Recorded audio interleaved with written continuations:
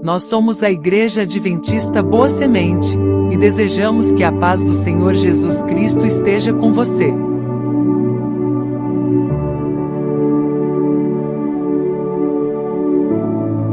Estamos muito felizes com a sua companhia. Aproveite para se inscrever em nosso canal, ativar o sininho para sempre ser avisado sobre novos conteúdos referente à nossa escola bíblica presencial, que acontece todos os sábados, às 9 horas da manhã. Estamos esperando por você.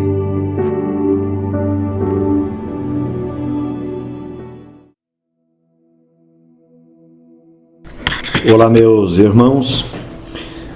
Que a paz do Senhor Jesus Cristo esteja com todos vocês. Pela graça de Deus, temos a oportunidade renovada. Estamos juntos para meditarmos na Palavra de Deus. Nesta oportunidade, falaremos sobre o assunto da lição bíblica que estaremos compartilhando em nossas rodas de estudo bíblico no momento da escola bíblica do próximo sábado, o dia 4 de janeiro de 2025. E no sábado passado, dia 28 de dezembro de 2024, nós abrimos o assunto falando sobre a pessoa do Espírito Santo. E hoje nós vamos dar prosseguimento ao que pensamos no sábado passado. Naquela oportunidade nós falávamos sobre quem o Espírito Santo é. E a síntese das nossas reflexões nos levou a concluir que o Espírito Santo é o agente divino que atuou na criação, que atuou na organização da vida, que atuou depois do pecado, atuou mantendo, dirigindo, inspirando pessoas no sentido de que elas mantivessem unidas em comunhão com Deus, guiou o povo de Deus ao longo dos milênios, dos séculos. Por intermédio da ação dele, Jesus nasceu, e por intermédio da ação dele também Jesus pôde desenvolver o seu ministério e cumprir o seu trabalho. E que o Espírito Santo é aquele que continua. E isso ele fará, essa companhia nós teremos dele, até que a história humana desse mundo se encerre. Portanto, falar sobre o Espírito Santo é algo que nos empolga, que nos deixa pensativos, porque falamos de alguém todo-poderoso, que nunca, jamais afastou-se daqueles que procuram servir a Deus. Esse é o Espírito Santo, foi o que falamos no sábado passado, esse agente do céu. E hoje nós vamos pensar sobre o Espírito Santo, mas no aspecto daquilo que ele não é. Porque nós temos ouvido falar, algumas pessoas com dificuldade para reconhecer que o Espírito Santo seja um agente, um ser com vontades e decisões próprias. Ora dizem que é o sopro de Deus, ora diz que é a virtude de Deus, ora diz que ele é apenas a expressão do desejo de Deus, mas nunca um ser. E a gente já viu que ele é um ser. E hoje nós vamos então pensar sobre o que ele, o Espírito Santo, não é. E o nosso texto base está aqui no Evangelho escrito por Lucas, quando o anjo de Deus visita Maria. E olha só o que o anjo respondeu para Maria.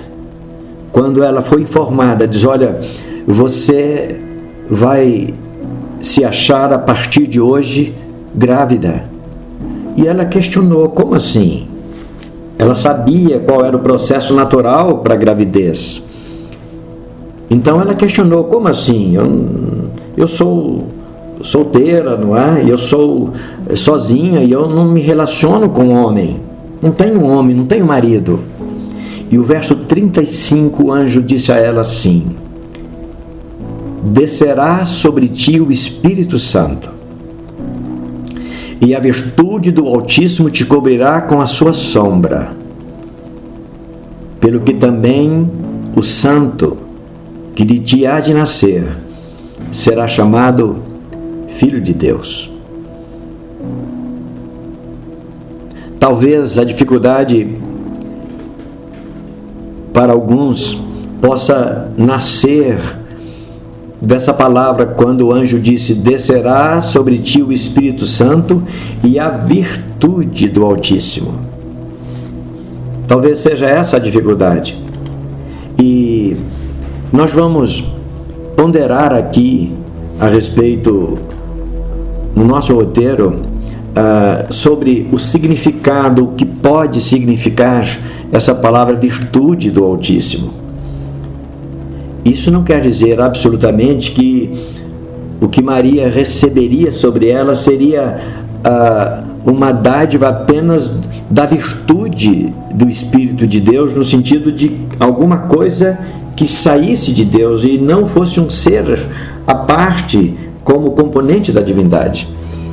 Mas esse é o texto que vai dizer que ele não é a virtude, ele é o próprio ser de quem emana a virtude. É preciso que a gente entenda isso. Ele é Deus, ele é um ser. Então vou repetir para a gente ir compreendendo. Quando o anjo disse: descerá sobre ti a virtude do Espírito Santo, do Espírito de Deus, então não seria a virtude como algo que saísse de Deus, mas o Espírito Santo seria o agente da virtude. A virtude sairia do Espírito Santo, porque ele é Deus, não é? Muito bem. Então, com esse texto que nós tomamos, é para colocar que o Espírito Santo não é uma virtude apenas que emana de Deus. Ele tem a virtude divina porque ele é Deus, e não a virtude de Deus, mas ele é o Deus que tem virtude. Muito bem, na introdução a gente vai dizer que das pessoas que integram a divindade, o Espírito Santo é a que mais provoca dúvida, tanto a estudiosos quanto aos crentes em geral. Nós falamos isso no sábado passado. Jesus não deu esclarecimento sobre como é a divindade. E isso deixa muitas pessoas com dificuldades para compreender em relação às pessoas que compõem a divindade. Pelo que se percebe, com o nascimento de Jesus, tornou-se popular a ideia da relação pai-filho entre ele e Deus. Veja que essa relação pai-filho, filho de Deus e o próprio Deus, não havia essa compreensão, essa relação antes de Jesus nascer.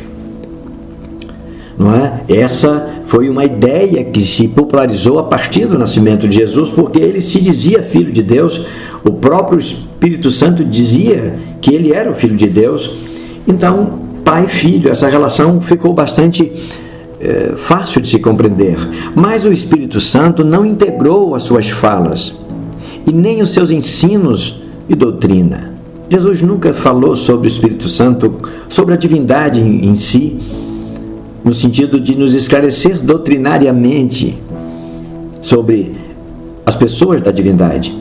E isso não deve ser tratado como uma falha de Jesus, vez que sua missão não era dar esclarecimento sobre a divindade celeste e nem detalhar sobre o trono e o governo de Deus, ou suas relações com os anjos, etc. A missão de Jesus não era essa e ele não entrou nesse pormenor. O fato é que a ausência dessas informações tem incomodado muita gente que não consegue fechar seu entendimento sobre Deus, sobre a natureza de Deus, propósitos dele e suas formas de agir e de se manifestar entre os homens. A tudo isso acrescente-se o fato muito refutado que diz Espírito Santo. Espírito Santo, dizem, não é nome que identifica um ser pessoal. Embora possa parecer razoável esse argumento, não devemos nos envolver com os conceitos sobre nomes, porque nenhuma das pessoas da divindade são identificadas pelas palavras Pai, Filho ou Espírito Santo. Ou seja, dizendo de outra forma, as palavras Pai, Filho e Espírito Santo não identificam qualquer um dos seres divino ou humano. Ninguém pode ser identificado como Pai, no sentido do nome, como Filho ou como Espírito Santo. Jesus, quando encerra o seu ministério, ele ordenou aos seus discípulos, e essa ordem ela permanece. E Mateus escreveu no finalzinho do seu tratado sobre Jesus Cristo, Evangelho de Mateus capítulo 28 e o verso 19, ele narra as palavras de Jesus dizendo que Jesus disse: batizando as pessoas a quem vocês ensinam, vocês devem batizá-las em nome do Pai, do Filho e do Espírito Santo. Mas, veja só, nenhuma dessas palavras, Pai, Filho ou Espírito Santo, identifica pessoas. Mas veja que Jesus falou de 3 elementos. Em nome do Espírito Santo, as pessoas deveriam ser batizadas. Ora, se o Espírito Santo fosse apenas a expressão da vontade de Deus, como nós vamos batizar em nome de uma expressão de sentimento, em nome de uma reação íntima de uma pessoa? Veja que Jesus coloca aqui o Espírito Santo em igualdade com o Pai e com o Filho. Então ele não é simplesmente uma virtude, uma força, a manifestação do desejo de alguém. Ele é esse próprio alguém. Por isso Jesus manda: batizem em nome do Pai, batizem em nome do Filho, batizem em nome do Espírito Santo, porque ele é um agente divino entre vocês.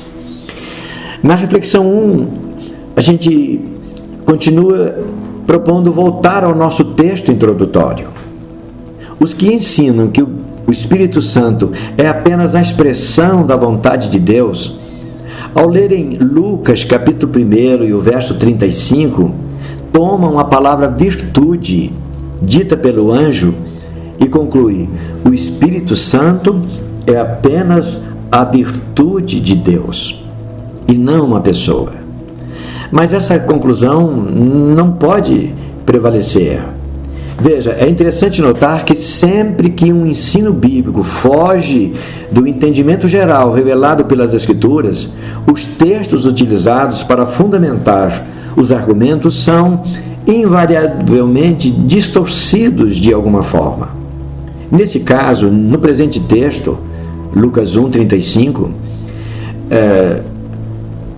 por exemplo, a palavra virtude não tinha a finalidade de definir o que era o Espírito Santo, mas apenas dizer para Maria que sua gravidez não seria consequência de seu relacionamento com algum homem. Assim, a palavra virtude ali substitui a expressão relacionamento íntimo. Entende? Maria questionou. É o que nós lemos lá no capítulo 1, antes do verso 35, no verso 34, olha o que a Maria questiona. E disse Maria ao anjo: como se fará isso, visto que eu não conheço varão? Então veja só, o que é que ela diz isso? Conhecer varão é visto que eu não tenho homem com quem eu mantenho relações íntimas. Entendeu o contexto? Repito, como será isso? Indagou Maria. Porque eu não tenho homem com quem eu mantenho relações íntimas. E o Espírito Santo e o anjo responde a Maria: descerá sobre ti o Espírito Santo. Esse Espírito Santo é o Altíssimo. E esse Altíssimo cobrirá você com a sua virtude. E quando ele te retirar a sua virtude de sobre você, você vai se achar grávida, num processo fora do processo de concepção natural. Maria estava certa. A concepção natural se dá com o relacionamento íntimo de um homem com uma mulher. E Maria respondeu bem: eu não tenho nenhum homem com quem eu mantenho relações íntimas. Como eu vou estar grávida? Vou me achar grávida? E o anjo responde: não, você vai ser coberta pela virtude do Altíssimo. E a virtude do Altíssimo era a virtude do próprio Espírito Santo. E essa palavra virtude, ela substitui, no caso concreto, porque Maria se achou grávida a partir daquele momento, a palavra virtude, ela substitui a expressão relacionamento íntimo. Por isso, a virtude. O Espírito Santo vai te cobrir. Ele é Deus. Ele é o Altíssimo. Não era outro ser que faria isso, mas quem faria isso é o Espírito Santo, que daria para Maria a identidade de uma mulher grávida a partir daquele dia. Isso é muito profundo, isso é muito bonito. Isso é profundamente divino, só Deus faz isso. E o Espírito Santo fez isso. Não foi uma virtude de alguém que veio sobre Maria, mas o próprio ser veio e cobriu Maria, de tal maneira que a sua presença, o seu envolvimento com Maria, fê-la uma mulher grávida. Pense comigo, você e eu já temos a experiência como é a gente estar num ambiente ou um momento de oração, de adoração, ouvindo a palavra, adorando a Deus através de cânticos e louvores. Você e eu já temos a experiência de recebermos, de sentirmos a virtude de Deus sobre nós. Aquilo não é outra coisa senão a ação do Espírito Santo sobre as pessoas. É isso que ele faz. No caso de Maria, ela certamente recebeu a graça de ser coberta. Por isso o anjo disse: a sombra do Altíssimo vai te cobrir. Ela foi coberta pelo Espírito Santo, e a virtude dele fez dela, a partir daquele momento, uma mulher grávida. Muito bem, isso é muito lindo, é muito profundo, isso é muito verdadeiro. Na sequência 1, vamos dizer que, ao longo das Escrituras, sempre que há episódios pelos quais Deus se manifesta a seus filhos, para que a divindade seja nesses momentos identificada e para percebermos qual das pessoas da divindade está ali, ou se a divindade toda pode ser verificada no evento, é preciso analisar bem todo o contexto. Ao tomar este cuidado, iremos perceber, sem muita dificuldade, que Deus, todas ou qualquer uma das pessoas da divindade, nunca se manifesta como gostaríamos, ou seja, dizendo quem Ele é, dizendo o seu nome e tudo mais. Vamos pegar, por exemplo, o episódio acontecido com Jacó, Gênesis, no capítulo 32. No verso 29, Jacó pergunta ao anjo: dá-me, peço, a saber o teu nome. E ele respondeu e disse: por que perguntas pelo meu nome? E abençoou ali. Então veja só, aquele varão com quem Jacó lutou, ele era um varão, quer dizer, era um homem, mas era um homem que a sua fisionomia não era conhecida de Jacó, não era um dos israelitas, não era um dos homens que ele conheceu nas terras de Arã, de onde ele estava voltando. Era um homem.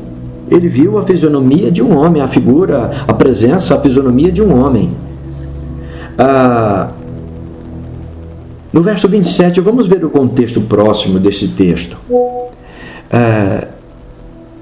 Quando o varão pergunta para Jacó: qual é o teu nome? E Jacó respondeu: sim, meu nome é Jacó. E aí o varão responde: não te chamará mais o teu nome Jacó, mas Israel, pois como príncipe lutaste com Deus e com os homens e prevaleceste. Olha só, você lutou com Deus. Na verdade, o varão era Deus. E era o Espírito Santo, com certeza, que estava ali. Mas Jacó não pôde identificar qual dos seres divinos estava com ele, se era o Senhor, se era o anjo do Senhor, ou se era o próprio Espírito do Senhor. Jacó não pôde identificar. E aí vem depois, então, a pergunta de Jacó, porque ele não sabia exatamente com quem estava a falar. Dá-me, explique o seu nome, no verso 29. Mas o varão deixou Jacó, abençoando-o ali, e sem dizer-lhe, sem revelar-lhe o nome, ou quem ele era exatamente da divindade. Mas a convicção de Jacó no verso 30 está explícita. E chamou Jacó o nome daquele lugar Peniel, porque dizia: tenho visto a Deus face a face, e a minha alma foi salva. Quer dizer, eu vi Deus e não morri. Não é? Veja só, Deus sempre se apresenta, não é? E nunca vai dizer quem Ele é. Nós falamos no sábado passado, quando Isaías no templo viu a glória do Senhor, e ele diz: no ano em que morreu o rei Uzias, eu vi ao Senhor.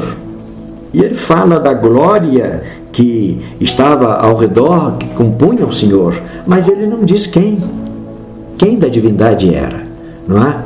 Então Deus nunca se revela assim, dizendo: eu sou esse ou aquele, ou seja, quem eu sou na divindade. Deus nunca se revela. Mas na reflexão 2, a gente vai dizendo que pelos registros que encontramos nas Escrituras, que fazem referência a Deus, nós podemos afirmar com plena certeza que nenhum deles deixa dito que alguma das pessoas da divindade não seja uma pessoa. Sempre as pessoas da divindade se apresentam como uma pessoa, porque como um ser individual, como alguém que se comunica, que atua, que age, que reage, que abençoa, que separa, que une. Essa dedução é perfeitamente razoável, inclusive com referência ao Espírito Santo.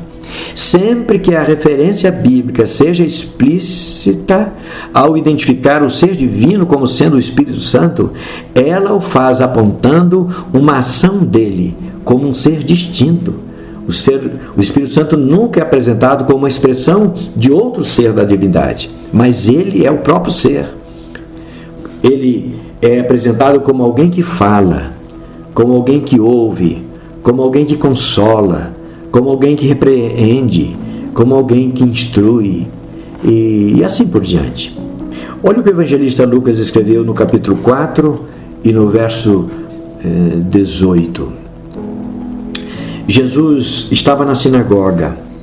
Ele abre um trecho das Escrituras, ou foi aberto um trecho das Escrituras, e foi dado para que ele lesse. E ele leu. Quando ele leu o texto que trazia: o Espírito do Senhor é sobre mim, pois que me ungiu para evangelizar os pobres, enviou-me a curar os quebrantados do coração. Se a gente continuar no verso 19, vai continuar com outros atributos ou com outras virtudes que o Espírito Santo mandou sobre Jesus. Ele me mandou apregoar, ele me ungiu, não é? Me mandou apregoar liberdade aos cativos, dar vista aos cegos, pôr liberdade aos oprimidos e anunciar o ano aceitável do Senhor. Veja só, Jesus é explícito ao dizer: o Espírito do Senhor está sobre mim e me ungiu, ele me preparou. Uma força de Deus não prepararia Jesus. Aqui Jesus está dizendo ele mesmo, diz: olha, o Espírito do Senhor é que está comandando a minha vida, ele vai me preparar, ele me preparou até. E a gente lê isso quando Jesus foi batizado e depois da sua manifestação ali, o evangelista Mateus vai dizer que o Espírito o conduziu para ser tentado. Foi tanto o Espírito Santo que levou Jesus. Uma força não leva, foi um agente que levou Jesus. E foi o Espírito Santo quem o preparou para resistir o diabo. É isso que nós estamos a dizer aí. Sempre que o Espírito Santo ou qualquer ser da divindade apresenta-se para os homens de alguma maneira, sempre se apresenta como um agente e não como alguém em nome de outro agente. O Espírito Santo tem sido assim. Ele se apresenta como aquele próprio que faz a ação. E na sequência 2, para irmos concluindo, a gente vai dizer que do exposto e por outras razões mais, é razoável entendermos que o Espírito Santo não é um poder ou uma influência. Suas ações não nos permitem identificá-lo assim. Ele é sempre apresentado como o Espírito Santo, o Espírito de Deus, o Espírito do Senhor, o Consolador. Veja, ele é sempre apresentado como um agente.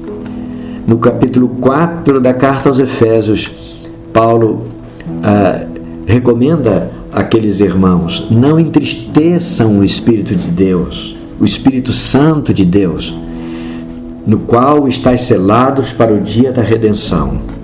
Irmãos, sentimentos não entristecem. Quando ele diz não entristeçais o Espírito de Deus, ele está dizendo do entristecimento possível pelas atitudes impensadas dos crentes. Entristecer é possível ao Espírito Santo, esse agente que consola, que conforta, que nos acompanha, que nos impulsiona, que nos protege, que nos guarda, enfim, ele faz tudo por nós. E se nós não correspondermos ao que ele faz por nós, nós vamos entristecê-lo com as nossas indiferenças, com os nossos pecados e assim por diante. Portanto, o Espírito Santo não é o desejo de alguém, a força de alguém. Ele não é a virtude de alguém. Ele é o Senhor da virtude. Ele é o Senhor que fala, que consola, que dirige, que protege, que acompanha. Não é? Uma observação importante para a gente concluir aí na reflexão 3 é que A Bíblia nunca trata o Espírito Santo como isso, que seria um pronome demonstrativo para coisa. Sempre que a Bíblia trata sobre o Espírito Santo, faz referência sobre o Espírito Santo, faz sempre referência como Ele. E Ele é uma pessoa. Isso é um detalhe bastante interessante para você pensar, para eu pensar. Então, você vai ver que sempre que a Bíblia fala sobre o Espírito Santo, nunca se refere a Ele como isso, como sendo uma coisa, que é alguma coisa que não um ser, mas sempre fala dele, Ele, sobre Ele. E eu rogarei ao Pai, disse Jesus, e Ele enviará uma coisa para vocês. Não, Ele enviará um outro igual a mim, Consolador, uma pessoa. Portanto, que nós possamos tratar o Espírito Santo como a Bíblia o trata, como Ele, pronome pessoal. Ele é pessoa, Ele é Deus conosco, Ele é Pai presente, Consolador. Que Ele nos ajude a entender este novo passo na sua santa revelação pela palavra. Deus esteja com todos. Amém. Muito obrigado pela sua companhia durante a reprodução deste vídeo. Aproveitamos a oportunidade para convidar você e toda a sua família para cultuar a Deus conosco, no próximo sábado, às 9 horas da manhã, na Rua Torino, número 113, Parque São Bernardo 2, sede da Igreja Adventista Boa Semente, que fica na cidade de Fernandópolis, estado de São Paulo. Até breve!